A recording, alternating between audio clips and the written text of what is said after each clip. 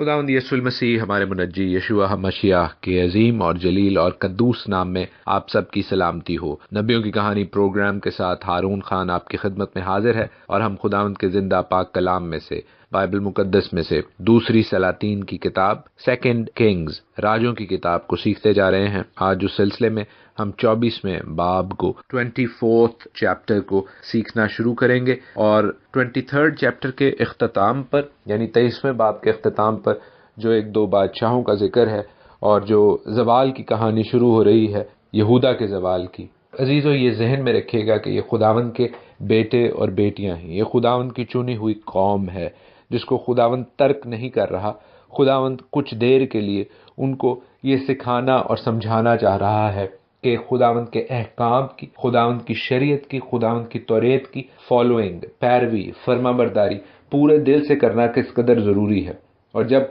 खुदावंद आपको चुन लेता है, जब खुदावंद आपको ये स्टेटस, ये रुतबा दे देता है अपनी चुनी हुई कौम का, अपने बेटे और बेटियों का, तो उस वक़्त आपको उसकी पैरवी में, उसकी फॉलोइंग में आगे बढ़ना है, उससे पीछे नहीं हटना। गैर कौमों जैसा, गैर कौमों की तरह एक्ट नहीं करना है। अपने बुलाए जाने पर, अपने चुने जाने पर खुदावंद की शुक्रगुजारी करनी है, उसके हुजूर आजिज और हलीम होना है, हम्बल करना है अपने आप को और उसके साथ चलना है। क्योंकि अगर आप इस बुलाए जाने को, इस चुने जाने को, इस मखसूस किए जाने को हकीर जानेंगे, ये कहकर, ये सोचकर, ये करके कि हम भी गैर कौमों की तरह काम करें, हम खुदावंद की शरीयत और खुदावंद की तौरेत और खुदावंद की नसीहतों और खुदावंद के कलाम को हकीर जाने, उसे सिर्फ कानों से सुने मगर दिल से उस पर अमल ना करें, तो अजीज़ों, खुदावंद जिस तरह यहूदा को तंबीह कर रहा है यहाँ पर, उसी तरह खुदावंद आज भी वो जो लातब्दील खुदा है, वो जो बदलता नहीं है, वो जो अल्फा ओमेगा, वो जो अलिफ ताब, वो जो इब्तदा इंतहा, वो जो अव्वल और आखिर है, अजीज़ों, वो आज भी अपने कलाम से आपकी और मेरी रहबरी और रहनुमाई कर रहा है। वो इन पैटर्न्स को, इन मॉडल्स को, इन नमूनों को, इन नसीहतों को आज भी हमें सिखाने की, समझाने की कोशिश कर रहा है कि आए मेरे बेटे, आए मेरी बेटी, लौट आ कलाम पर, खुदावंद के कलाम पर, मेरी शरीयत पर, मेरी तौरेत पर अमल कर। मैंने तुझे मुफ्त निजात दी है, मैंने तुझ पर फजल किया है, अपने बेटे के लहू को उंडेला है ताकि तू पाक और साफ हो जाए, लेकिन वहीं खड़ा ना रह, अपनी इस निजात याफ्ता जिंदगी में आगे बढ़। मेरे कलाम की, मेरी हुक्मों की, मेरी आइन की, मेरी शरीयत की पैरवी कर, फॉलोइंग कर और जिंदगी पा। हालेलुया अजीजों, कल के प्रोग्राम के इख्तिताम पे हमने देखा कि यूसिया किस तरह वफात पाता है। वो एक जंग में मारा जाता है जो मिस्र के बादशाह फिरौन निकोह के अगेंस्ट खिलाफ उसने लड़ी और जिसमें उसको जाना नहीं चाहिए था, लेकिन वो गया इसलिए कि खुदावंद नहीं चाहता था कि उसकी कौम का ज़वाल, उसकी कौम की तबाही, उसकी कौम की असीरी और कैद में जाना यूसिया देखे। वो यूसिया जिसे खुदावंद बहुत पसंद करता था। अजीज़ों, अगरचे वो खुदावंद का प्यारा था तो भी हम देखते हैं कि उसके हवाले से जो ये प्रोफेसी थी, ये नबूवत थी कि वो अपनी कौम का ज़वाल, अपनी कौम की तबाही, अपनी कौम की असीरी में जाना नहीं देखेगा। वो नबूवत दुनियावी हवाले से हमारी सोच के मुताबिक थोड़ी अब्रप्टली, थोड़ी बेरहमी से ख़त्म होती है कि वो जंग में मारा जाता है, तो भी ये उसके लिए बेहतर था और ये खुदावंद की मर्जी थी और हम इस पर आमीन कहते हैं और इससे सीखते हैं कि खुदावंद की नबूवतों, खुदावंद की प्रोफेसीज, खुदावंद की जो कलाम की बातें हैं, उनको सीखने समझने के लिए खुदावंद के नज़रिए की ज़रूरत है, खुदावंद की सोच की ज़रूरत है। हम उसे अपने दिमाग की, अपने दिल की ख्वाहिशों की मुताबिक नहीं ढाल सकते। अजीज़ों, उसके बाद लिखा है कि उस मुल्क के लोगों ने यूसिया के बेटे यहू आखिज को लेकर उसे मसा किया और उसके बाप की जगह उसे बादशाह बनाया। ये मुल्क के लोग कौन हैं अजीज़ों? ये वही टर्म है जो मैंने आपको कुछ प्रोग्राम्स पहले बताई, एम एरेट्स, यानी ज़मीन के लोग, वो लोग जो कि खुदावंद की शरीयत के हवाले से, खुदावंद की तौरेत के हवाले से संजीदा थे, प्रोएक्टिव थे कि खुदावंद के लोग खुदावंद की सरजमीन में खुदावंद के अहकाम और खुदावंद के आइन पर चलें। लेकिन हम देखते हैं कि यहू आखिज को सल्तनत करने के लिए सिर्फ 3 महीने की मोहलत मिलती है। क्यों? इसलिए कि अजीजों, एक तो खुदावंद की नज़र में बदी करता है,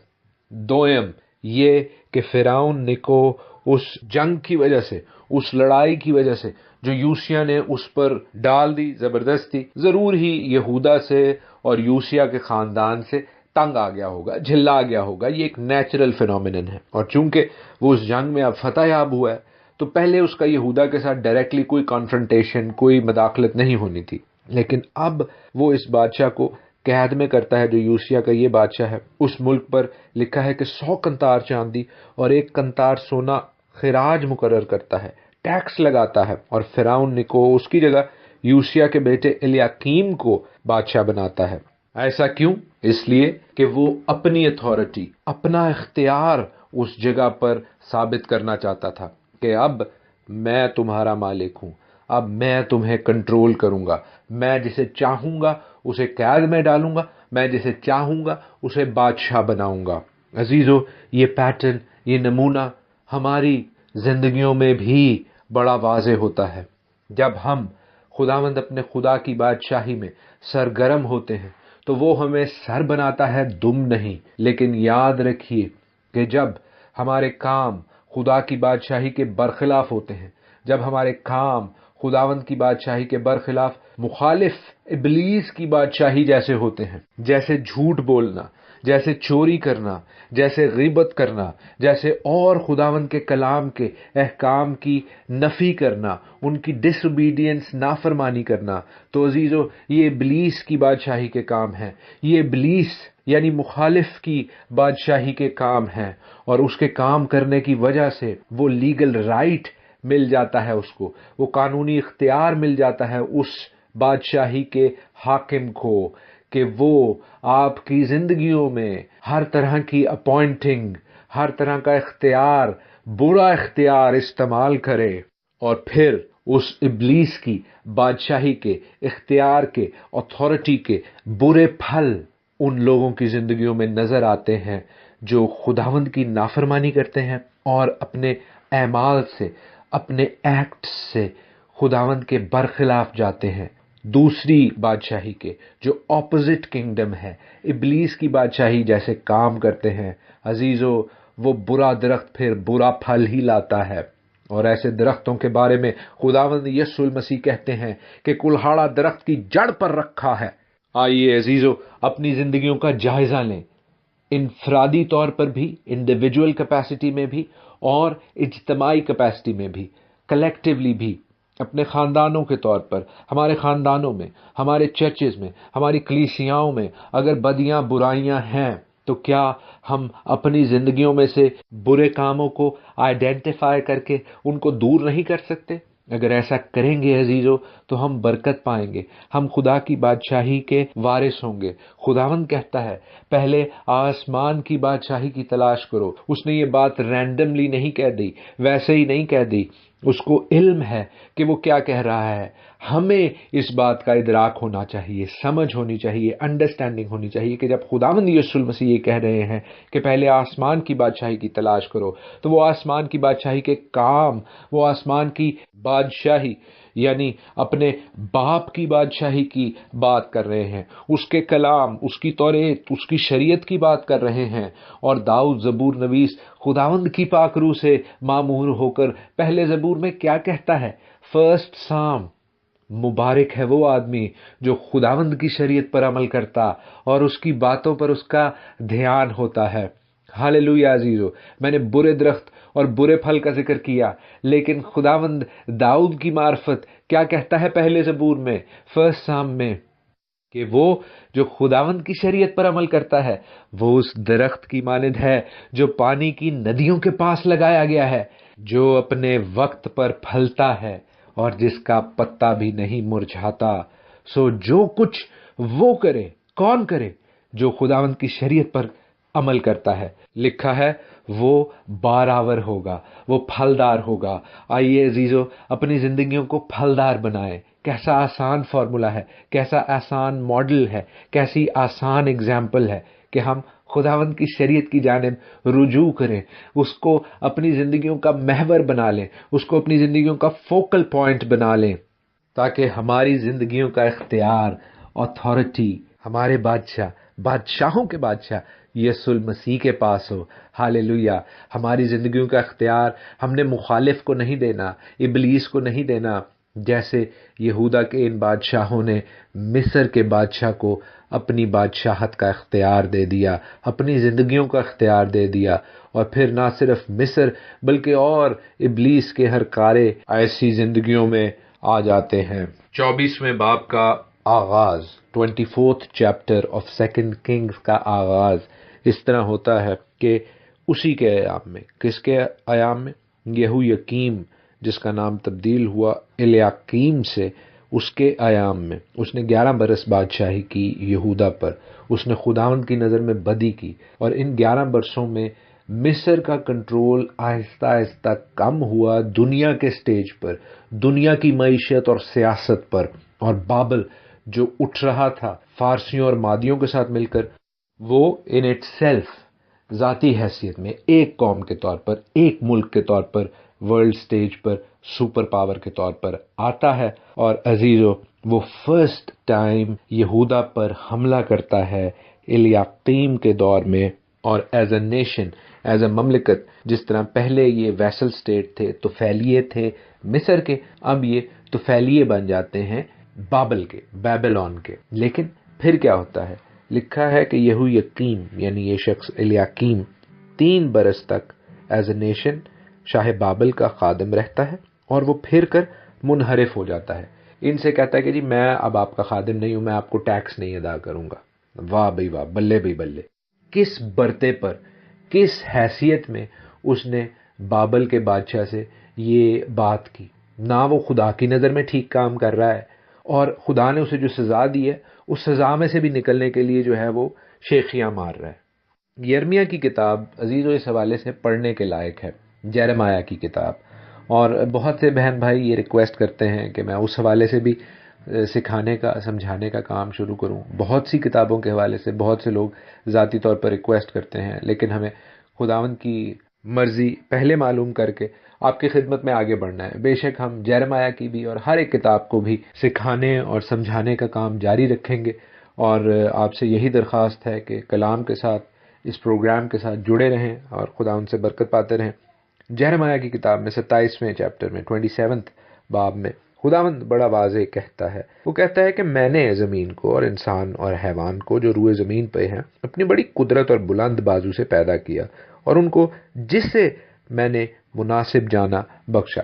خداوند کوئی جھجک کے بغیر یہاں پہ بات کر رہا ہے، وہ کوئی ریزرو ہو کے بات نہیں کر رہا، وہ بڑا کلیئر ہے۔ وہ کہتا ہے کہ میں ہر چیز کا مالک اور خالق ہوں، اور پھر آگے 8ویں آیت میں کہتا ہے کہ جو قوم اور جو سلطنت اس کی یعنی شاہ بابل نبوکت نظر کی خدمت نہ کرے گی اور اپنی گردن شاہ بابل کے جوئے تلے نہ جھکائے گی، میں اس قوم کو تلوار اور کال اور وبا سے سزا دوں گا۔ یہ یہو یقیم صاحب، الیاقیم صاحب، جو یہودا کی سلطنت کے اس وقت بادشاہ ہیں، یہ بابل کو ڈینائی نہیں کر رہے۔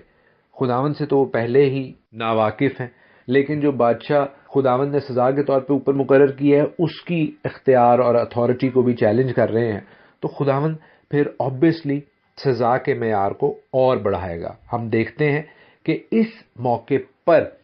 شاہ بابل نے اس وقت جو آٹونومی دی ہوئی تھی، جو خود مختاری دی ہوئی تھی تھوڑی بہت اس سلطنت کو، وہ اس سلطنت سے چھین لیتا ہے۔ وہ نہ صرف اس پہ حملہ کرتا ہے بلکہ لوگوں کو مارتا، گھدیڑتا، اور کئی یہودا کے لوگوں کو اسیر بنا کر، قیدی بنا کر بیبلون میں، بابل میں لے جاتا ہے۔ And that will start a series of raids by these Babylonian empires۔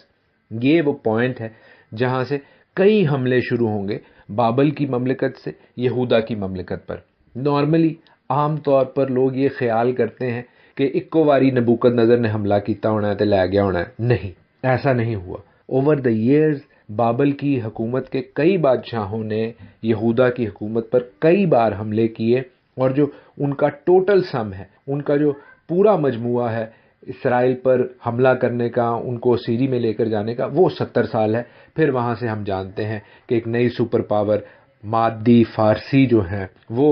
World stage پر آئیں گے، اور وہ یہودا کے کئی لوگوں کو بابل سے کہتے ہیں کہ اب واپس جاؤ، اور پھر عزرا اور نہمیہ کی قیادت میں کچھ لوگ جو یہودا کے ہیں وہ بابل سے واپس جاتے ہیں یروشلم میں۔ وہ بھی ہم سیکھیں گے، اس میں اور آگے بڑھیں گے عزیزو۔ لیکن یہاں پر ہم یہ بڑا واضح دیکھ رہے ہیں 24 چیپٹر میں، 24ویں باب میں، کہ خداوند یاد کرتا ہے ان سب بے گناہوں کے خون کو جسے منسی نے بہایا تھا اور بادشاہوں نے بہایا تھا یہودا میں۔ ہم منسی کے حوالے سے جانتے ہیں کہ وہ بد کردار بادشاہ تھا، لیکن اپنی سلطنت کے آخری ایام میں اس نے وہ اپنی مشہور زمانہ دعا کی، جس کو میں نے آپ کو کچھ ابواب پہلے سکھایا، سمجھایا، اور خداوند رحیم خدا نے اس کو بھی معاف کیا ذاتی حیثیت میں، پرسنل کیپیسٹی میں۔ لیکن جو اس کے گناہ تھے اور جن بے گناہوں کو اس نے مارا تھا، ان کی جو خداوند کے حضور التجائیں تھی، خداوند اس خون کو یاد کرتا ہے۔ عزیزو، یہ بات ذہن میں رکھیں کہ خداوند بے گناہ کے خون کو رائیگاں جانے نہیں دیتا۔ زبور 9 ہم اکثر گاتے ہیں کہ پچھ کردہ خون دی جد اونا نو یاد کردہ۔ لکھا ہے کہ خون کی پرسش، سوال جو آپ کرنے والا ان کو یاد رکھتا ہے، وہ غریبوں کی فریاد کو نہیں بھولتا۔ ہاللویا۔ عزیزو، ہم جانتے ہیں کہ منسی کے ٹائم میں یسایہ نبی جیسے بڑے نبی کو بھی قتل کیا گیا،